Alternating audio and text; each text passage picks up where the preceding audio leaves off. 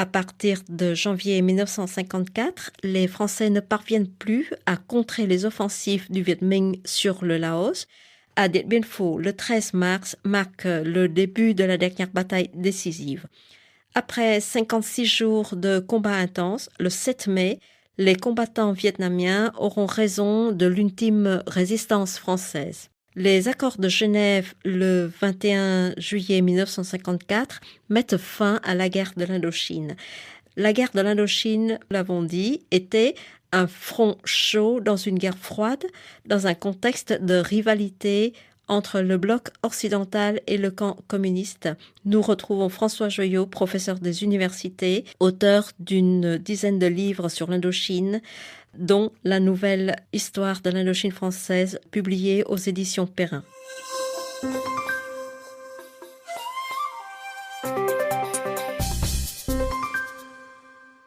Finalement, la question de l'Indochine française est donc un jeu dans la guerre froide également, et dans la confrontation entre le bloc de l'Est et de l'Ouest. Bien sûr. Au départ, il y a eu une question coloniale.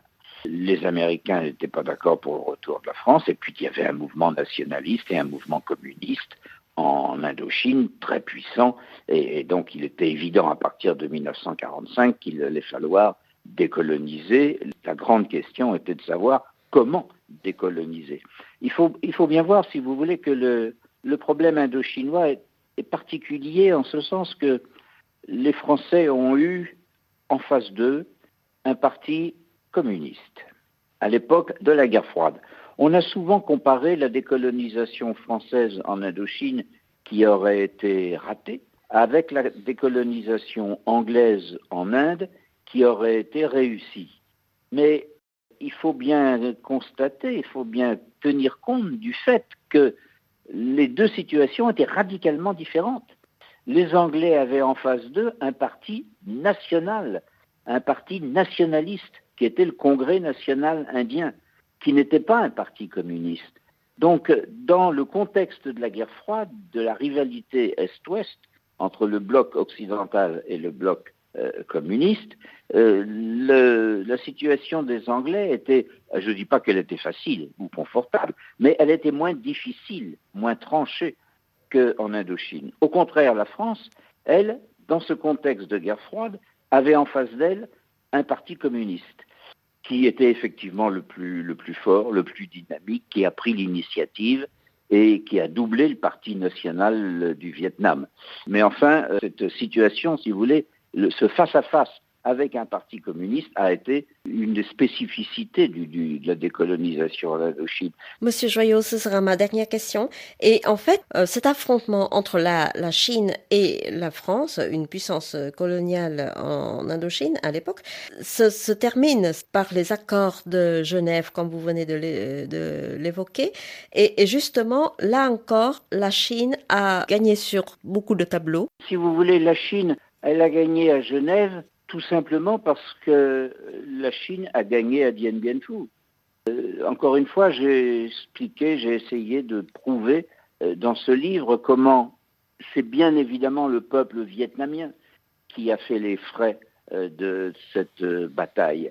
Les morts, malheureusement, ont été des Vietnamiens et des Français de l'autre côté. Mais la conception de la bataille et surtout l'aide militaire au moment de Dien Bien Phu a été essentiellement une aide chinoise, avec un état-major chinois. Et donc, en ce sens, la bataille de Dien Bien Phu, qui a été physiquement menée par les Vietnamiens, a été stratégiquement menée par les Chinois, qui en plus ont fourni le matériel. Ils étaient donc en position de force. Et étant en position de force sur le terrain militaire, ils se sont retrouvés en position de force sur le terrain diplomatique à Genève.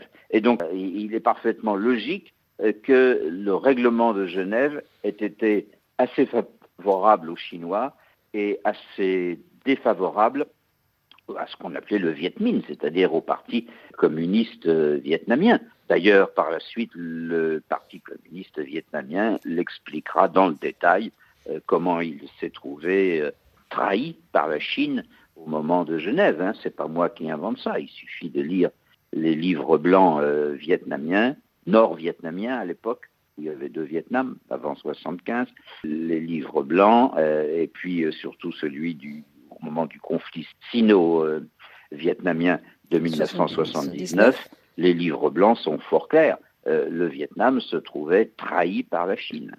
Par parenthèse, le livre que j'avais écrit sur le règlement de la question d'Indochine à Genève, il a été traduit en vietnamien précisément parce qu'il expliquait tout ce qu'avait été la pression chinoise sur le Viet Minh au moment de Genève, une pression qui avait été très loin et qui a obligé les Vietnamiens, le communisme vietnamien, à abandonner un certain nombre sur un certain nombre de points leurs intérêts. Le Vietnam du Nord avant 75 et le Vietnam réunifié de 79 en ont toujours beaucoup voulu à la Chine populaire. Donc en fait, Genève, ça a été une double victoire pour la Chine, d'abord vis-à-vis de la France et ensuite vis-à-vis de son allié vietnamien. Oui, parce qu'elle obtenait ce qu'elle voulait.